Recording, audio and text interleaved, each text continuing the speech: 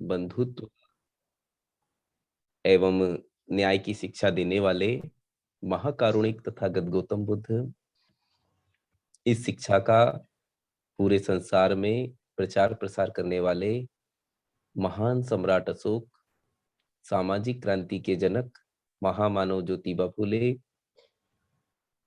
भारत देश की प्रथम महिला शिक्षिका सावित्रीबाई फुले, भारत देश की द्वितीय महिला शिक्षिका फातिमा शेख, आरक्षण के जनक छत्रपति साहू जी महाराज, परम पूज्य बोधिसत्व ज्ञान के प्रतीक बाबा साहब डॉक्टर भीमराव अंबेडकर, बहुजन नायक मान्यवर काशीराम साहब एवं बहुजन समाज में जन्मे हुए सभी संत गुरुओं महामानवों को मैं अभिवादन करता हूं।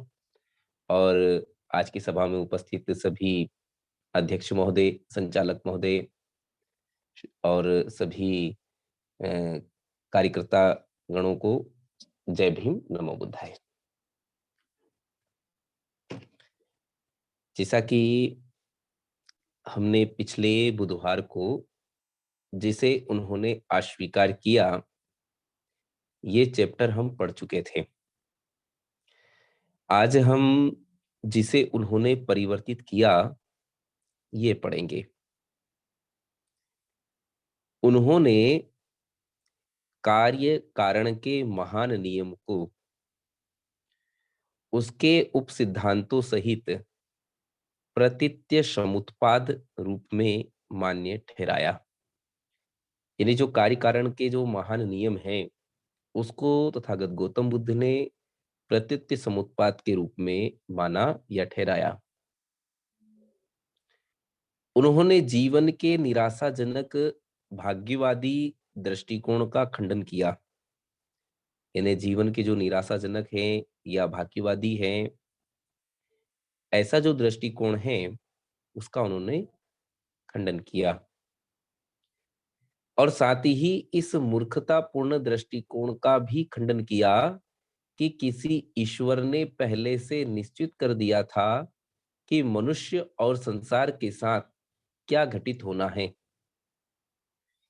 यानी तथागत गौतम बुद्ध ने ईश्वर के प्रति जो दृष्टिकोण है कि ईश्वर ने पहले से निश्चित कर दिया है कि मनुष्य और संसार के साथ क्या-क्या घटित होगा, इस दृष्टिकोण को तथागत गौतम बुद्ध ने मूर्खतापूर्ण बताया है कि यह मूर्खतापूर्ण बात है कि ईश्वर ने पहले से निश्चित कर दिया है कि मनुष्य के साथ संसार में क्या-क्या घटित होगा। उन्होंने इस सिद्धांत को भी अस्वीकार कर दिया कि कुछ पूर्व जन्मों में किए गए कर्मों में दुख और कष्ट उत्पन्न करने की तथा वर्तमान कार्यों को दुर्बल निष्क्रिय बना देने की सामर्थ्य होती है। उन्होंने कर्म के इस निराशाजनक भाग्यवादी दृष्टिकोण का त्याग किया। यानी जो अगला जन्म पुराना जन्म की जो सिद्धांत है उस सिद्धांत को भी तथागत गौतम बुद्ध ने नकार दिया, अस्वीकार कर दिया कि कोई अगला जन्म नहीं होता है और कोई पुराना जन्म नहीं होता है, और पूर्व जन्मों में किए गए कर्मों में दुख और कष्ट जो उत्पन्न होते हैं वो भी, और जो वर्तमान कार्यों को दुर्बल बना देते हैं, ऐसा कोई प्रभाव नहीं होता है क्योंकि अगला जन्म और पिछला जन्म नहीं होता है। उन्होंने पुराने ब्राह्मणी कर्मवाद के स्थान पर एक अधिक वैज्ञानिक कर्म सिद्धांत की स्थापना की। यानी जो पुराना ब्राह्मणी कर्मवाद है उसके स्थान पर वैज्ञानिक कर्म सिद्धांत की स्थापना की। ब्राह्मणी कर्मवाद क्या है? ब्राह्मणी कर्मवाद यह है कि पिछले जन्म में किए गए कर्मों का फल अगले जन्म में मिलता है, और इस जन्म में किए गए कर्मों का फल मरने के बाद अगले जन्म में मिलता है। ये ब्राह्मणी कर्मवाद है। तो इस ब्राह्मणी कर्मवाद के स्थान पर एक अधिक वैज्ञानिक कर्म सिद्धांत की स्थापना की। यानी बुद्ध का जो कर्म का सिद्धांत है वो वैज्ञानिक कर्म का सिद्धांत है, ना कि भाग्य का कर्म का सिद्धांत है या ब्राह्मणी कर्म का सिद्धांत है। संसरण अर्थात आत्मा, संसरण का मतलब होता है आत्मा, और इसका आगे क्या होता है, तो आत्मा के एक शरीर से निकलकर दूसरे में जाने की बात के स्थान पर संसरण रहित पुनर्जन्म के सिद्धांत को स्वीकार किया। संसरण मतलब यह है आत्मा के एक शरीर से निकल करके दूसरे के शरीर में चले जाना, ये संसरण कहलाता है। तो इस संसरण के स्थान पर तथागत गौतम बुद्ध ने संसरण रहित पुनर्जन्म की स्थापना की कि आत्मा होती नहीं है, और जब आत्मा होती नहीं है तो वो एक शरीर से निकल करके दूसरे के शरीर में कैसे जा सकती हैं। तो तथागत गौतम बुद्ध ने संसरण रहित पुनर्जन्म के सिद्धांत को स्वीकार किया। उन्होंने मोक्ष अथवा आत्मा की मुक्ति के सिद्धांत के स्थान पर निब्बान के सिद्धांत की स्थापना की। यानी मोक्ष और आत्मा की जो मुक्ति होती है कि आत्मा की मुक्ति होगी, उस सिद्धांत के स्थान पर तथागत गौतम बुद्ध ने निब्बान के सिद्धांत की स्थापना की। इस प्रकार बुद्ध शासन अपनी मौलिकता लिए हुए हैं। इसमें जो कुछ थोड़ा बहुत पुराना है वह या तो बदल दिया गया है या उसकी नई व्याख्या कर दी गई है। उनकी शिक्षा की पहली विशेषता इस बात को मानने में है कि मन ही सभी चीजों का केंद्र बिंदु है। तथागत गौतम बुद्ध ने यह माना कि जो मन है वही सभी चीजों का केंद्र बिंदु है। मन सभी प्रवृत्तियों का पूर्वगामी है, वह उन पर अधिकार रखता है, उन्हें उत्पन्न करता है। यदि मन को वश में कर लिया जाए तो सभी प्रवृत्तियां वश में हो जाती है। यानी मन ही सभी प्रवृत्तियों का उत्पत्ति करता है और मन ही सभी प्रवृत्तियों को खत्म करता है। यदि हम मन को वश में कर ले तो हमारी सारी प्रवृत्तियां वश में हो जाएगी। नकारात्मक प्रवृत्तियां भी वश में हो जाएगी और सकारात्मक प्रवृत्तियां भी वश में हो जाएगी। मन ही सभी प्रवृत्तियों का प्रधान है, मन ही सभी प्रवृत्तियों का अगुवा है, उन्हीं मानसिक प्रवृत्तियों द्वारा मन बना हुआ है। यानी जो मानसिक प्रवृत्ति है उन्हीं के द्वारा मन बना हुआ है। इसलिए सबसे पहले मन को सुसंस्कृत करने में ध्यान देना है।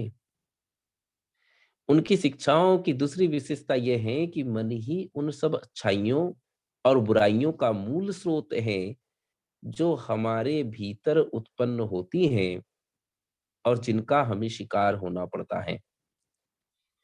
यानी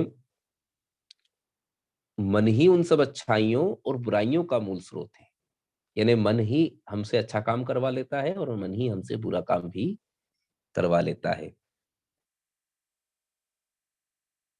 जो कुछ भी बुराई के बारे में है, जिसका बुराई से संबंध है, जो बुराई से समन्वित है, वह सब मन की ही उपज है। जो कुछ भी अच्छाई है, जिसका अच्छाई से संबंध है, जो अच्छाई में समन्वित है, वह सब मन की ही उपज है। यानी जो अच्छा काम हम करते हैं वो भी मन की उपज है, जो हम बुरा काम करते हैं वो भी मन की उपज है। यदि हमने मन को कंट्रोल कर लिया तो हम बुराई पर कंट्रोल कर लेंगे, और यदि हमने मन को कंट्रोल नहीं किया, मन को नियंत्रित नहीं किया, तो हम बुराई पर भी नियंत्रित नहीं कर सकते, नियंत्रण नहीं लगा सकते। यदि कोई बुरे मन से कुछ भी बोलता या करता है तो दुख उसके पीछे पीछे ऐसे ही हो लेता है जैसे गाड़ी के पहिए गाड़ी को खींचने वाले बैलों के पैरों का पीछे पीछे पीछा करते हैं। इसलिए अपने चित्त को निर्मल बनाए रखना ही धम्म का सार है। धम्म का सार ही यही है कि अपने चित्त को निर्मल बनाना। क्योंकि तथागत गौतम बुद्ध कहते हैं कि यदि कोई व्यक्ति बुरे मन से कुछ भी बोलता या करता है, तो दुख उसके पीछे पीछे ऐसे ही हो लेता है जैसे बैलगाड़ी जो होती है, तो बैलगाड़ी के पहिए गाड़ी को खींचने वाले बैलों के पैरों का पीछा करते हैं। इसलिए चित्त को निर्मल बनाने की आवश्यकता है। उनकी शिक्षाओं की तीसरी विशेषता है सभी अकुशल कर्मों से दूर रहना। यानी तीसरी विशेषता यह है कि सभी अकुशल कर्मों से दूर रहना। उनकी शिक्षाओं की चौथी विशेषता है कि वास्तविक धम्म धार्मिक ग्रंथों के पाठन में नहीं है, बल्कि धार्मिक सिद्धांतों के पालन करने में है। यानी धार्मिक जो पुस्तकें हैं, जो ग्रंथ हैं, उनके पाठन में उनकी अ, विशेषता नहीं है, मतलब उनकी शिक्षा नहीं है, बल्कि धार्मिक सिद्धांतों के पालन करने में है। उनकी जो चौथी शिक्षा की जो विशेषता है, तो विशेषता ये है कि धार्मिक सिद्धांतों का पालन करना बहुत जरूरी है। इतना धार्मिक ग्रंथों को पढ़ना जरूरी नहीं है। यानी आप 2 नियम पढ़ो लेकिन नियमों का पालन करो, वो ज्यादा जरूरी है। क्या कोई कह सकता है कि बुद्ध का धम्म उनका स्वयं का आविष्कार नहीं था?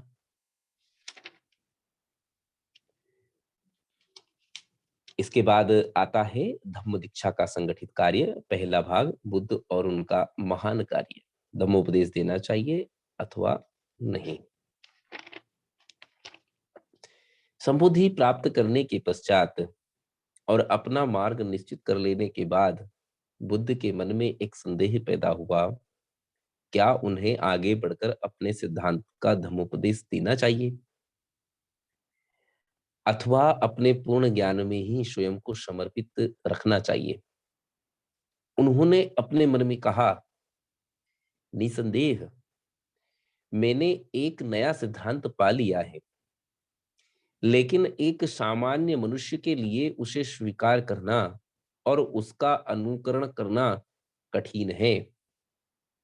इन्हें बुद्ध को जब ज्ञान प्राप्त हुआ तो उन्होंने अपने सिद्धांत के बारे में कहा कि मैंने निसंदेह एक नया सिद्धांत पा लिया है, लेकिन एक सामान्य मनुष्य के लिए उसे स्वीकार कर पाना और उसका अनुकरण करना, उस पर चलना बहुत ही कठिन है।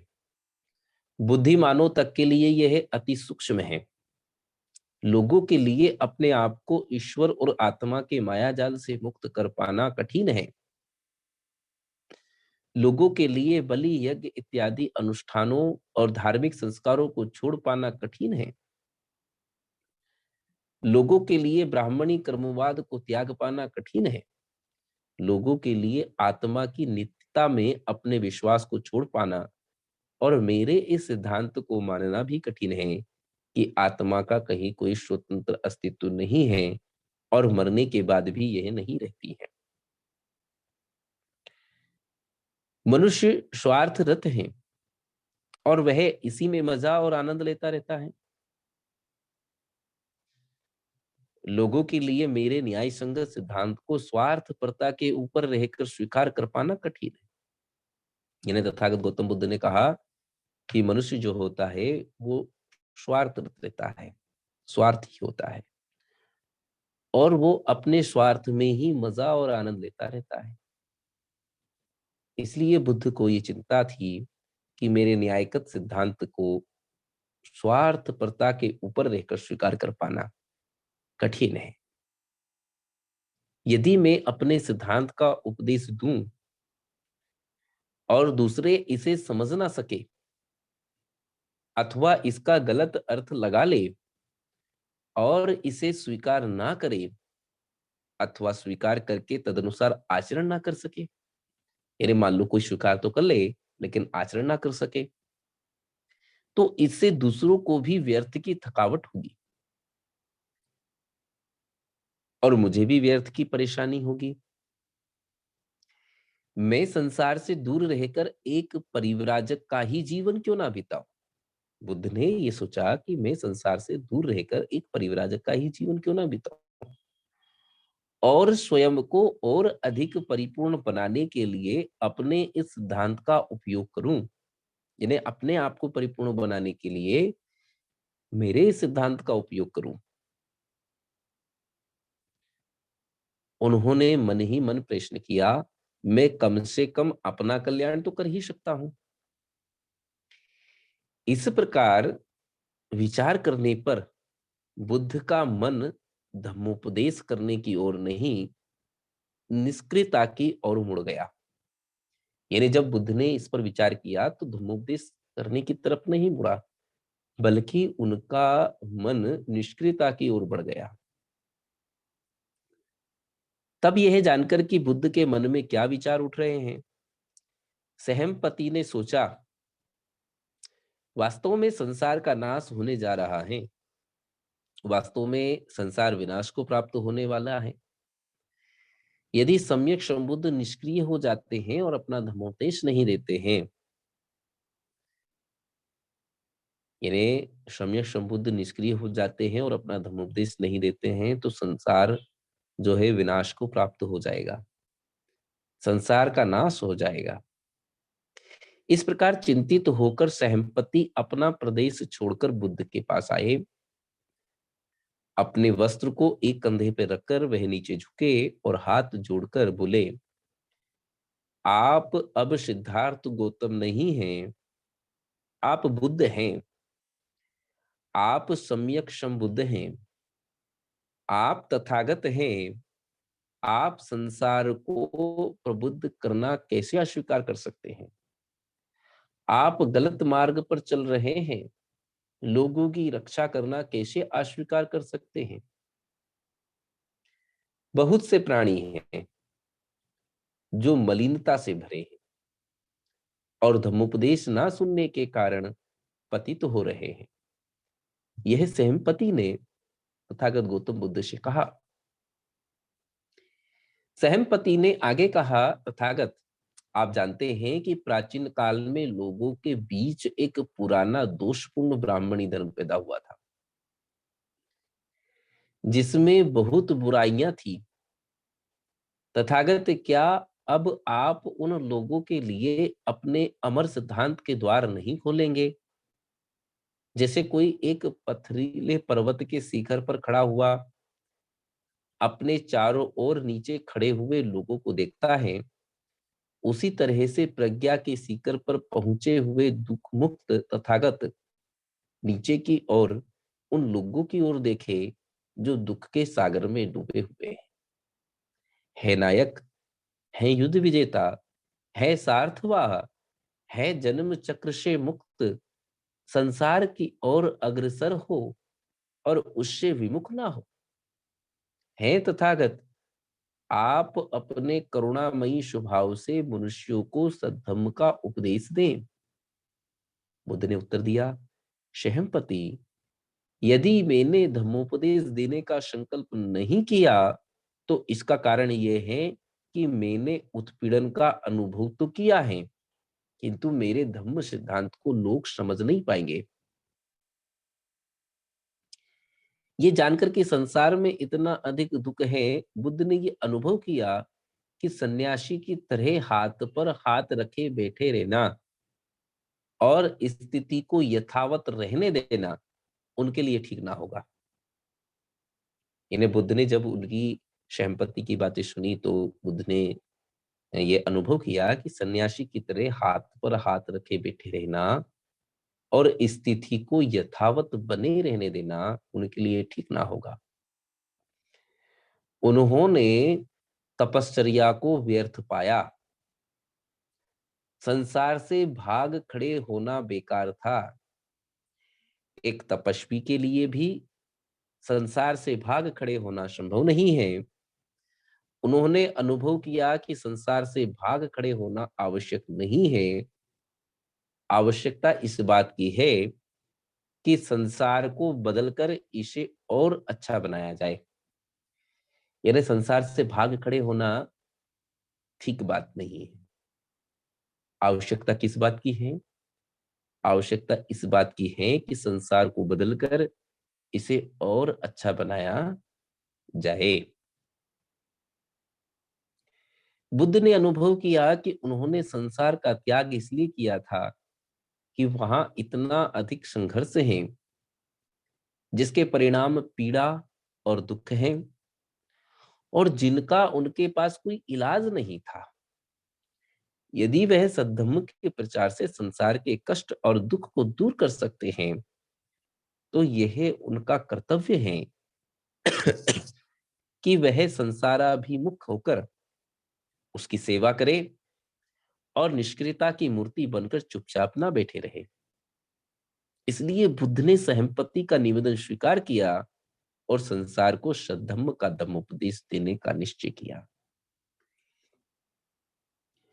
जब सहमपति को पता चला कि बुद्ध ने धम्मोपदेश देने का निश्चय कर लिया है, तो सहमपति बहुत प्रसन्न हुआ, बहुत खुश हुआ, और उसने मंगल समाचार की घोषणा कर दी। तब ये सोचकर कि मैं प्राणियों को धम्मोपदेश देने के लिए बुद्ध को प्रेरित करने में सफल हो गया हूं, सहमपति बहुत प्रसन्न हुए। उन्होंने बुद्ध को नमन किया, उनकी पदक्षिणा की, देखा और विदा हो। लौटते समय मार्ग में वे ये घोषणा करते जा रहे थे, प्रसन्नता की इस प्रवाह पर आनंद मनाओ। हमारे सम्यक संबुद्ध ने संसार की सभी बुराइयों और कष्टों का मूल कारण जान लिया है। उन्हें इससे मुक्त होने का उपाय भी ज्ञात है। बुद्ध उन्हें सुख प्रदान करेंगे जो उदास हैं, जो दुख से पीड़ित हैं वह उन्हें शांति प्रदान करेंगे, जो युद्ध से त्रस्त हैं वह उन्हें साहस देंगे, जिनका दिल टूट चुका है, जो पद दलित हैं और उत्पीड़ित हैं, उन्हें वह विश्वास और आशा प्रदान करेंगे।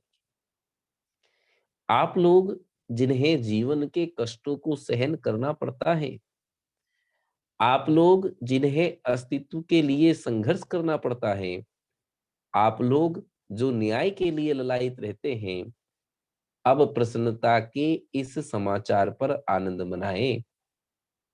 जो आहत हैं वे अपने जख्मों को भर लें, जो भूखे हैं वे अपना पेट भर लें, जो थके हैं वे विश्राम कर लें, जो प्यासे हैं वे अपनी प्यास बुझा लें, जो अंधकार में हैं वे प्रकाश पा लें, जो उदास हैं वे अब खुशी मनाएं।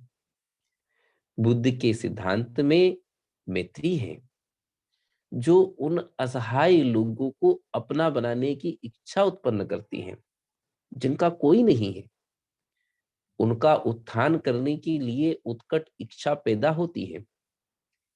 जो पतित बना दिए गए हैं और जो उपेक्षित और पददलित हैं, उनके लिए आगे बढ़ने का क्षमता का पथ है।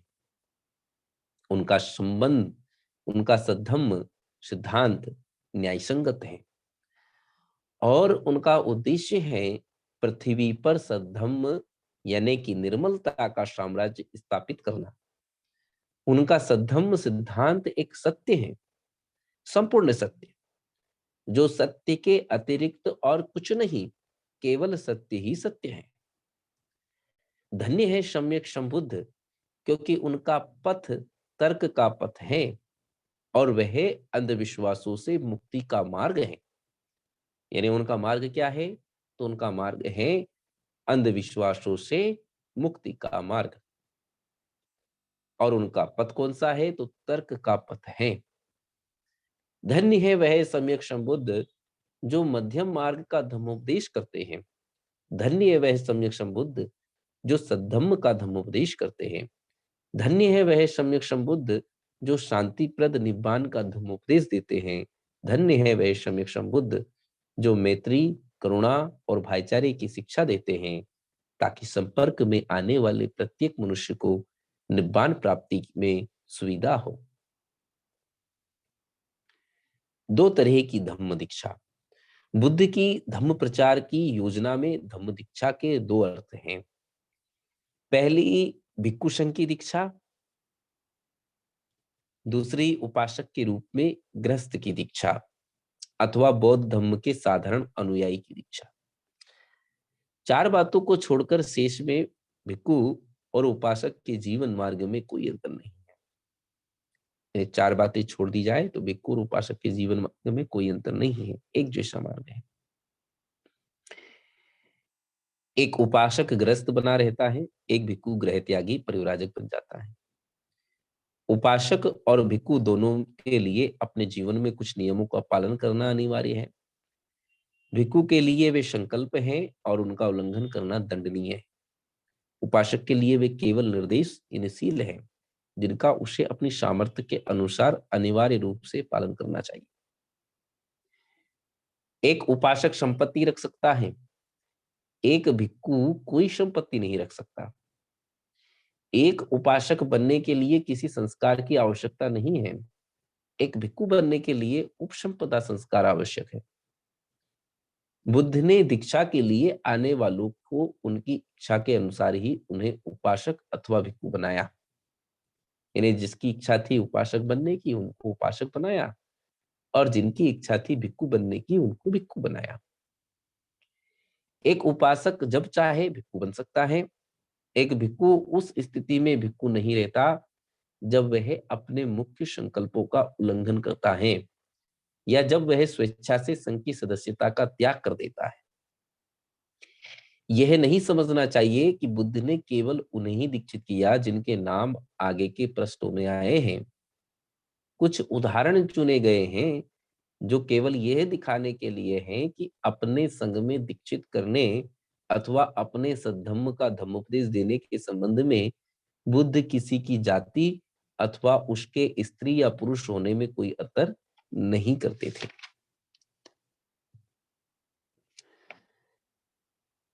परिव्राजकों की धम्म दीक्षा। सारनाथ आगमन। अपने सिद्धांत का उपदेश देने का निर्णय करने के बाद बुद्ध ने अपने मन में प्रश्न किया, मैं सर्वप्रथम किसे धम्मोपदेश दूं? उन्हें सबसे पहले आलार कलाम का ध्यान आया, जिसे बुद्ध सादर पूर्वक विद्वान, बुद्धिमान, समझदार और काफी निर्मल मानते थे। बुद्ध ने विचार किया, यह कैसा रहेगा यदि मैं सर्वप्रथम उन्हें ही धम्मोपदेश दूं? लेकिन बुद्ध को पता चला कि आलार कलाम की मृत्यु हो चुकी थी। तब उन्होंने उद्दक रामपुत्र को उपदेश देने का विचार किया, किंतु उसका भी शरीरांत हो चुका था। तब उन्हें अपने उन 5 साथियों का ध्यान आया जो तपश्चर्या करते समय निरंजना नदी के तट पर उनके साथ थे और जो सिद्धार्थ गौतम द्वारा तपस्या और कायकलेश का पथ त्याग देने पर क्रोधित होकर उन्हें छोड़कर चले गए थे। उन्होंने अपने मन में कहा, उन्होंने मेरे लिए बहुत कुछ किया, मेरी बहुत सेवा की, मेरी देखभाल की। कैसा रहेगा यदि मैं उन्हें ही सर्वप्रथम धम्मोपदेश दूं? उन्होंने उनके ठौर ठिकाने का पता लगाया। जब उन्हें पता चला कि वे सारनाथ के इसी पतनमृता वन में ठहरे हुए हैं, तो बुद्ध उनकी खोज में उधर ही चल दिए। उन पांचों ने जब बुद्ध को आते देखा तो उन्होंने आपस में तय किया कि वे बुद्ध का स्वागत नहीं करेंगे। उनमें से एक बोला, मित्रों, वे समण गौतम चले आ रहे हैं, जिन्होंने तपश्चर्या का मार्ग त्याग कर वैभव और भोग का जीवन अपना लिया है। उन्होंने नीति विरुद्ध कार्य किया है, इसलिए हमें ना उनका स्वागत करना चाहिए, ना उनके सम्मान में खड़ा होना चाहिए, उनका पात्र और ना ही चीवर पकड़ना चाहिए। हम उनके लिए केवल एक आसन रख देंगे। अच्छा होगा तो वह उस पर बैठ जाएंगे, इच्छा होगी तो वो उस पर बैठ जाएंगे। इस पर सब सहमत हो गए। लेकिन जब बुद्ध समीप पहुंचे तो वे पांचों परिव्राजक अपने निर्णय पर दृढ़ न रह सके। बुद्ध के व्यक्तित्व ने उन्हें इतना प्रभावित किया कि वे सभी अपने आसन से खड़े हो गए। एक ने बुद्ध का पात्र लिया, एक ने चीवर संभाला, एक ने आसन बिछाया और एक अन्य पांव धोने के लिए पानी ले आया। वास्तव में एक अप्रिय अतिथि का वह असाधारण स्वागत था। इस प्रकार जो उपेक्षावान होने का उद्देश्य रखते थे, वे श्रद्धावान बन गए। फिर बुद्ध ने उनको प्रथम धम्मोपदेश दिया। कुशल क्षेम की बातचीत हो चुकने के बाद परिव्राजकों ने बुद्ध से प्रश्न किया कि क्या अभी तपश्चर्या तथा काय कलश में उनका विश्वास था। बुद्ध का उत्तर नकारात्मक था। बुद्ध ने कहा, दो शिरे की बातें, एक कामभोग का जीवन और दूसरा काय कलेश का जीवन। एक का कहना है खाओ पियो मौज उड़ाओ क्योंकि कल तो मर ही जाना है। दूसरे का कहना है सभी वासनाओं इच्छाओं का मूलोच्छेद कर दो क्योंकि वे पुनर्जन्म का कारण है। उन्होंने दोनों को मनुष्य के योग्य नहीं माना। वे मध्यम मार्ग को मानने वाले थे, जो कि ना तो काम भोग का मार्ग है और ना काय क्लेश का मार्ग है। बुद्ध ने परिव्राजकों से कहा, मेरे इस प्रश्न का उत्तर दो कि जब तक तुम्हारे मन में सांसारिक अथवा अलौकिक भोगों की कामना बनी रहेगी, क्या तुम्हारा समस्त काय क्लेश व्यर्थ नहीं होगा। उन्होंने उत्तर दिया, जैसा आप कहते हैं वैसा ही है। काय क्लेश का सुख संतप्त जीवन गुजारने से आप काम तृष्णा की अग्नि से कैसे मुक्त हो सकते हैं। उन्होंने उत्तर दिया, जैसा आप कहते हैं वैसा ही है। जब आप अपने आप पर विजय पा लेंगे तभी आप काम तृष्णा की अग्नि से मुक्त होंगे। तब आप में सांसारिक काम भोग की कामना न रहेगी और तब आपकी स्वाभाविक इच्छाएं आपको दूषित नहीं करेगी। आपको अपनी शारीरिक आवश्यकताओं के अनुसार ही खाना पीना ग्रहण करना चाहिए। सभी तरह की विषय शक्ति कमजोर बनाती है। विषयों में आसक्त प्राणी वासनाओं का गुलाम होता है। सभी काम भोगों की इच्छा करना अपमानजनक और अभद्र है। लेकिन मैं तुम्हें कहता हूं कि शरीर की स्वाभाविक आवश्यकताओं की पूर्ति करना बुराई नहीं है। शरीर को स्वस्थ बनाए रखना एक कर्तव्य है, अन्यथा आप अपने मनोबल को दृढ़ और स्वच्छ नहीं बना रख सकेंगे और प्रज्ञा रूपी प्रदीप भी प्रज्वलित नहीं कर सकेंगे। है परिव्राजकों, ये दो अंत की बातें हैं जिससे प्राणी को सदा बचना चाहिए। एक और उन चीजों में संलग्न रहने की आदत से जिनका आकर्षण वासनाओं एवं मुख्यतः विषय शक्ति पर निर्भर करता है। यह संतुष्टि प्राप्त करने का निम्न कोटि का तथा विधर्मी मार्ग है, अयोग्य है, हानिकारक है।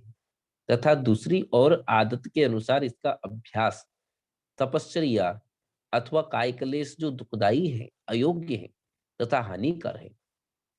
इन दोनों सिरे की बातों से अलग एक मध्यम मार्ग है। यह समझ लो कि यही मार्ग है जिसका मैं देशना देता हूं। पांचों परिव्राजकों ने उनकी बात ध्यान से सुनी, यह ना जानते हुए कि बुद्ध के मध्यम मार्ग का क्या उत्तर दे। उन्होंने प्रश्न किया, जब हम आपको छोड़कर चले आए थे तो उसके बाद आप क्या करते रहे। तब बुद्ध ने उन्हें बताया कि किस प्रकार वह बोध गया पहुंचे, कैसे उस पीपल के पेड़ के नीचे ध्यान लगाकर बैठे और किस प्रकार लगातार 4 सप्ताह के ध्यान के बाद उन्हें वह संबोधि प्राप्त हुई जिससे वह नए मार्ग का आविष्कार कर सके। ये सुनकर परिव्राजक उस नए मार्ग के बारे में जानने के लिए अत्यंत अधीर हो उठे। उन्हें बुद्ध से निवेदन किया कि वे उन्हें विस्तार से बताए। बुद्ध ने स्वीकार किया। बुद्ध ने बात आरंभ करते हुए बताया कि उनका मार्ग जो सधम्म है उसे आत्मा और परमात्मा से कुछ लेना देना नहीं है। उनके सद्धम्म को इस बात से कोई सरोकार नहीं कि मरने के बाद जीवन का क्या होता है। उनके सद्धम्म को कर्मकांड के क्रियाकलापों से भी कुछ लेना देना नहीं। बुद्ध के धम्म का केंद्र बिंदु मनुष्य है और इस पृथ्वी पर अपने जीवन काल में एक मनुष्य का दूसरे मनुष्य के साथ संबंध का होना है। यानी बुद्ध के धम्म का केंद्र बिंदु क्या है, तो बुद्ध के धम्म का केंद्र बिंदु है मनुष्य। और अपने इस और पृथ्वी पर अपने जीवन काल में एक मनुष्य का दूसरे मनुष्य के साथ संबंध कैसा होना चाहिए, इस पर आधारित है। बुद्ध ने कहा यह उनका प्रथम आधार तत्व है। यानी धम्म का आधार तत्व क्या है, केंद्र बिंदु क्या है, मनुष्य। तो ये प्रथम आधार तत्व है मनुष्य। उनका दूसरा आधार तत्व था कि प्राणी दुख, कष्ट और दरिद्रता में जीवन व्यतीत कर रहे हैं। संसार दुख से भरा है और धम्म का उद्देश्य मात्र यही है कि संसार के इस दुख को कैसे दूर किया जाए। ये धम्म का जो उद्देश्य है वो यही उद्देश्य है कि संसार दुख से भरा है और संसार के इस दुख को कैसे दूर किया जाए। इसके अतिरिक्त सद्धम्म और कुछ नहीं है। यानी संसार से दुख का निवारण करना, दुख को दूर करना, यही सद्धम्म का उद्देश्य है, यही सद्धम्म है। इसके अलावा कुछ भी नहीं है। दुख के अस्तित्व की स्वीकृति और दुख को दूर करने का मार्ग दिखाना ही उनके धम्म का आधार है। यानी दुख के अस्तित्व, यानी दुख है, इसकी स्वीकृति और फिर इस दुख को दूर करने का मार्ग दिखाना उनके धम्म का आधार है। धम्म के लिए एकमात्र यही सही आधार और औचित्य हो सकता है। जो धर्म इस बात को स्वीकार नहीं करता वे धर्म ही नहीं है परिव्राजकों। वास्तव में जो भी समण धम्मोपदेशक यह नहीं समझते कि संसार में दुख है और उस दुख को दूर करना ही धम्म की प्रमुख समस्या है, मेरे विचार में उन्हें समण ही नहीं मानना चाहिए। मेरे बुद्ध यहाँ पर बहुत बड़ी बात कहते हैं कि हे परिव्राजकों, वास्तव में जो भी समण यह नहीं समझते कि संसार में दुख है और उस दुख को दूर करना ही धम्म की प्रमुख समस्या है। इन्हें हमारी प्रमुख समस्या है संसार के दुख को दूर करना। मेरे विचार में उन्हें समण ही नहीं मानना चाहिए। ना ही वे समझने वाले हैं और ना ही ये जान पाए हैं कि इस जीवन में धम्म का सही अर्थ क्या है। तब परिव्राजकों ने पूछा, यदि आपके धम्म का आधार दुख का अस्तित्व और उसे दूर करना है, तब हमें बताइए कि आपका धम्म दुख का नाश कैसे करता है।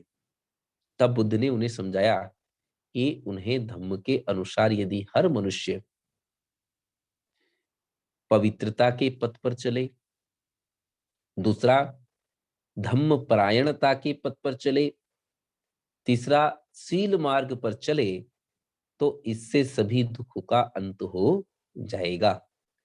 यानी दुख का अंत यदि आपको करना है तो आपको पवित्रता के पथ पर चलना होगा, धम्म के पथ पर चलना होगा और शील मार्ग पर चलना होगा। इन तीन बातों का आप अपने जीवन में पालन करेंगे तो आप दुखों से मुक्त हो जाएंगे। और उन्होंने आगे कहा कि उन्होंने ऐसे धम्म का आविष्कार कर लिया है।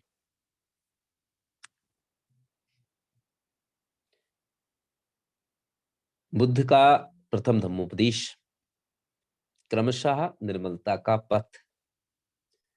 तब परिव्राजकों ने बुद्ध से अपने धम्म की व्याख्या करने का निवेदन किया। बुद्ध ने इसे सहर्ष स्वीकार कर लिया। उन्होंने सबसे पहले उन्हें निर्मलता का पथ ही समझाया। ये निर्मलता का पथ क्या है? उन्होंने परिव्राजकों से कहा, निर्मलता का पथ यह सिखाता है कि जो मनुष्य अच्छा बनना चाहता है उसके लिए ये आवश्यक है कि वे जीवन के आदर्शों का कोई मापदंड स्वीकार करे।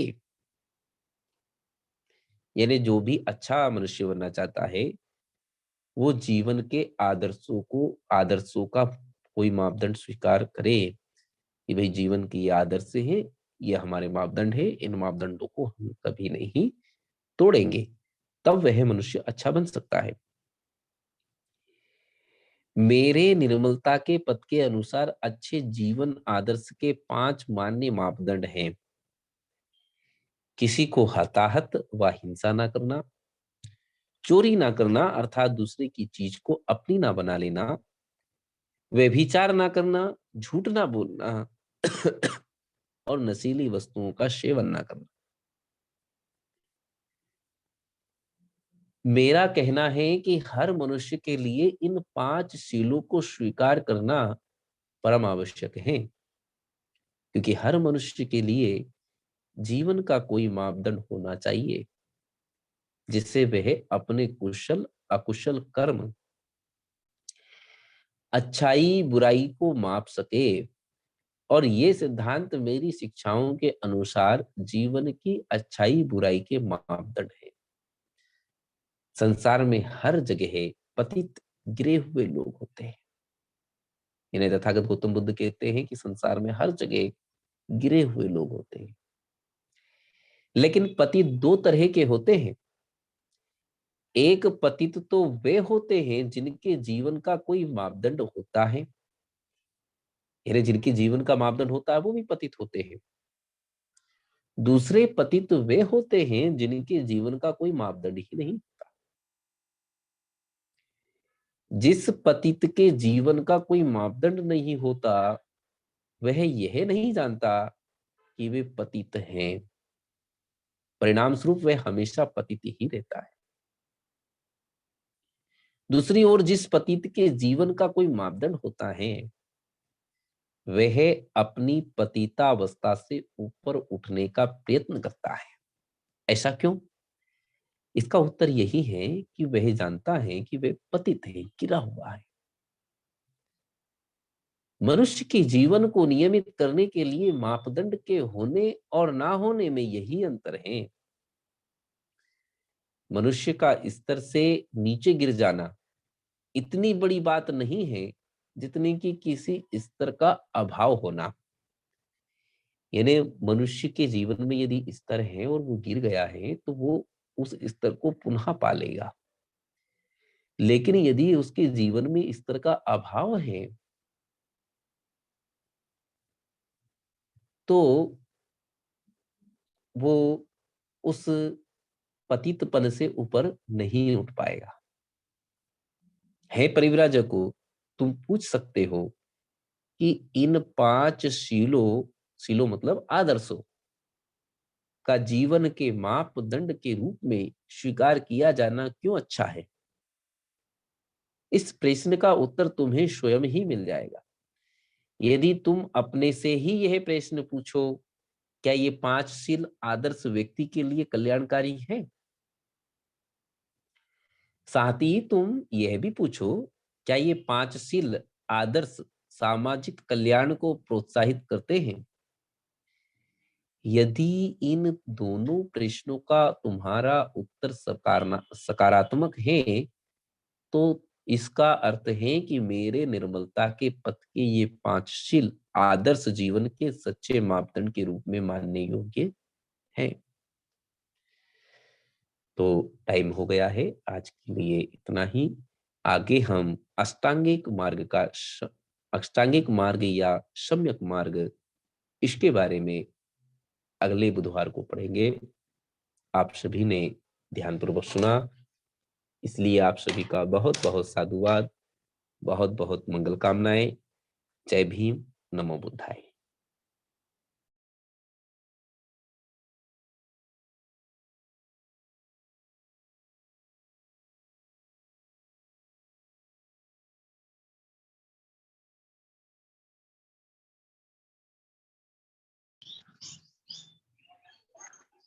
बहुत बहुत साधुवाद आजाद जी। आज आपने बहुत ही महत्वपूर्ण विषय पर आपने चर्चा की है। मन को कैसे नियंत्रण करेंगे, मन क्या क्या चाहता है, उपासक और भिक्षु के अंदर में दोनों में क्या अंतर है, और तथागत गौतम बुद्ध ने जो धम्म देशना दिए 5 भिक्षु लोगों को, उस समय का क्या था परिस्थिति, और धम्म क्या है, उसका मार्ग क्या है, और मनुष्य कैसे अच्छा बन सकता है, और शरीर को कैसे अच्छा रखना है। बहुत बहुत अच्छे अच्छे बात आपने कहा है। इसलिए आपको मैं अपनी तरफ से और राष्ट्रीय बौद्ध महासभा की ओर से बहुत बहुत साधुवाद, बहुत बहुत धन्यवाद ज्ञापन करता हूँ। और आज का जो अध्यक्षता कर रहे हैं हमारे महासचिव, जो तेलंगाना, आंध्र प्रदेश, छत्तीसगढ़ का है, हमारे बड़े भाई विजय बोस जी। उनसे पहले अगर राष्ट्रीय अध्यक्ष जुड़े हैं या बादल सिंह अगर कुछ कहेंगे तो वो दो शब्द कहिए, और नहीं तो हमारा राष्ट्रीय आचार्य किशोर जी भी जुड़े हुए हैं।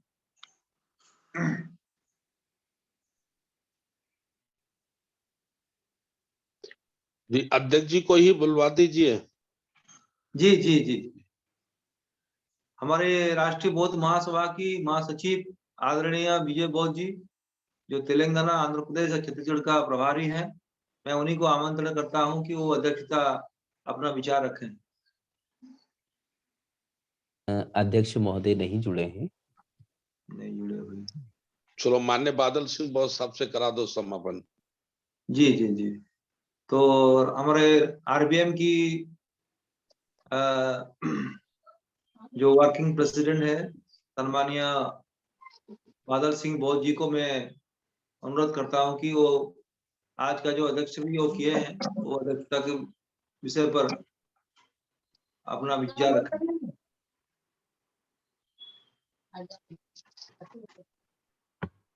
कार्यवाहक अध्यक्ष बादल सिंह बोस जी। जी, बहुत बहुत साधुवाद माननीय संचालक जी।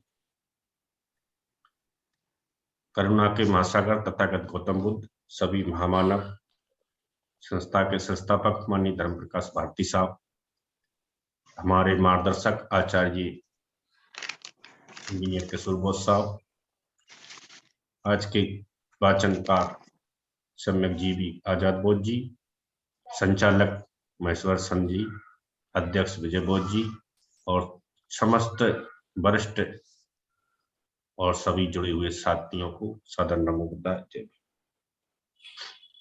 आज के वाचन में 4-5 महत्वपूर्ण बिंदु हैं। एक तो वे बातें हैं जो बुद्ध ने उनका त्याग किया। अगर हमारे लिए कुछ करना है या बनना है, सबसे पहले हमको जो पहले से हमारे पास है पूर्वाग्रह, उसको त्याग करना अनिवार्य है। ये महत्वपूर्ण बात थी कि सबसे पहले त्याग करना है। और वे बातें जिनको तथागत ने स्वीकार किया, तो उन्होंने क्या स्वीकार किया कि मेरे सत्य धम्म में, सेंटर आइडिया में केवल और केवल मनुष्य मात्र है, इसमें आत्मा और परमात्मा के लिए कोई जगह नहीं है। ये महत्वपूर्ण बात है। तीसरी बात है कि अब हम इन दो परिस्थितियों में से, त्याग और आत्मा परमात्मा से, संसार को कैसे निकाल सकते हैं, कैसे धम्म दीक्षा दे सकते हैं। जो मेरा सद्धम्म है, इसके कैपेबल पीपुल मुझे कहां मिल सकते हैं? पात्र लोग। क्योंकि जनरल पीपुल या आम आदमी को ये समझ में नहीं आएगा। और इंटेलेक्चुअल पर्सन, बुद्धिमान व्यक्तियों के लिए भी ये अति सूक्ष्म है। जैसे माइक्रोस्कोप के बगैर उसको नहीं देख सकते। वैज्ञानिक है या कोई साइंस का टीचर है, किसी भी छोटे से छोटे कण के देखने के लिए माइक्रोस्कोप का उपयोग करता है। तो उसी प्रकार बुद्धिमान व्यक्तियों के लिए भी ये अति सूक्ष्म है, ऐसी व्याख्या आई। तो फिर इसके लिए कैपेबल पीपुल चाहिए मुझे, पात्र लोग, ग्राही लोग, जो इसको ग्रहण कर सकें। तो उन्हें सबसे पहले आधार कार्ड का ध्यान आया, उनका उन्होंने पता करने की कोशिश की तो पता चला कि वो इस दुनिया में नहीं है। फिर उद्यक रामपुत्र का भी ध्यान आया तो उसका भी पता चला कि वो भी नहीं है। तो फिर उसको ध्यान आया कि जो 5 साथी मेरे साथ कार्य करने के लिए स्ट्रगल कर रहे थे, ज्ञान की खोज के लिए संघर्षरत थे, हार्ड वर्क कर रहे थे, परिश्रम कर रहे थे, तो वो व्यक्ति पात्र हो सकते हैं। तो वो जहां से उनको ज्ञान प्राप्त हुआ वहां से चलकर सारनाथ की ओर जाते हैं। ये महत्वपूर्ण है क्योंकि उनकी 6 लोगों का ऐसा एग्रीमेंट हुआ था कि हम जब तक हार्ड वर्क करेंगे, जब तक तपस्या करेंगे, जब तक हम ज्ञान को प्राप्त नहीं कर लेते। और जो भी व्यक्ति इस ज्ञान को सबसे पहले प्राप्त कर लेगा वह आपस में सबको शेयर कर देगा। लेकिन तपस्या करते करते श्रीमान गौतम ने सुजाता की खीर खाकर उस एग्रीमेंट को खत्म कर दिया। तो जब वो बोध गया से चलकर इसी पतन सारनाथ की तरफ जाती हैं तो उनके मन में ख्याल आया कि हम श्रीमान गौतम का कोई स्वागत नहीं करेंगे क्योंकि इन्होंने हमारा एग्रीमेंट खत्म किया है। लेकिन अब वो श्रीमान गौतम नहीं थे, सम्यक संबुद्ध थे। जैसे ही उनके पास पहुंचते हैं, जैसे आजाद जी ने अभी वाचन में बताया कि एक ने आसन लगाई, एक ने चीवर लिया, एक ने भिक्षा पात्र लिया और इस प्रकार से उनका स्वागत हुआ। हमको ये 4 बातें आचरण में लाना है। सिद्धांत जो प्रिंसिपल हैं 5 वो महत्वपूर्ण है, लेकिन भौगोलिक परिस्थिति में और अलग अलग जगह विनय और रूल बदल सकते हैं। इनका भी तथागत ने आगे भेद बताया है।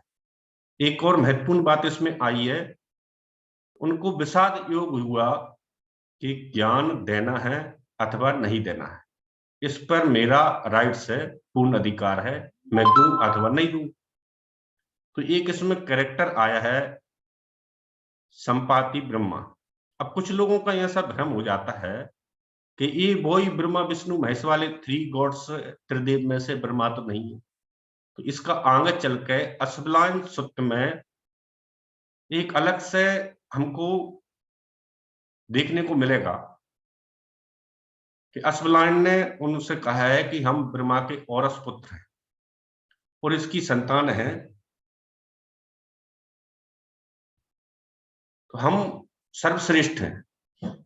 हमको ऐसे मानना चाहिए अगर वो ब्रह्मा की संतान है तो फिर वो ब्रह्मा सामने आकर बुद्ध के सामने क्यों कह सकते हैं? क्योंकि असबलायन भी बुद्ध के सामने है तो ब्रह्मा भी बुद्ध के सामने नहीं हो सकते। ये वो ब्रह्मा नहीं है, ये कोई अलग कैरेक्टर है। उस समय उनका नाम होगा जैसे उनका नाम भी इसमें आया है। आज के इस वाचन में महत्वपूर्ण बात रही है और बहुत अच्छे तरीके से सबने समझा है और आपने मुझे समय दिया इसको कंक्लूड करने के लिए। सादर नमो बुद्धाय, जय भीम।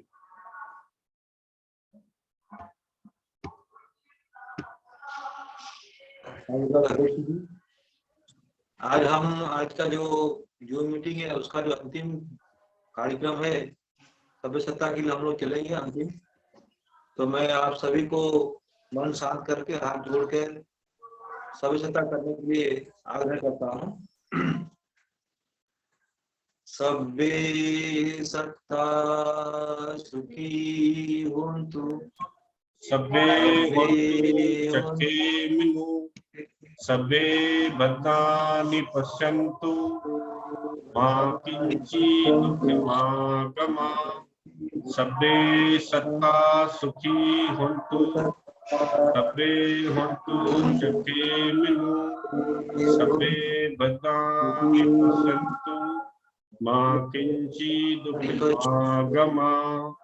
सभ्ये सत्ता सुखी होन्तु, सभ्ये होन्तु चखे मिनु, सभ्ये भद्राणि पश्यन्तु, मा किंचित् दुःखमागमा साधु साधु साधु बुद्धं नमामि धम्मं नमामि संघं नमामि।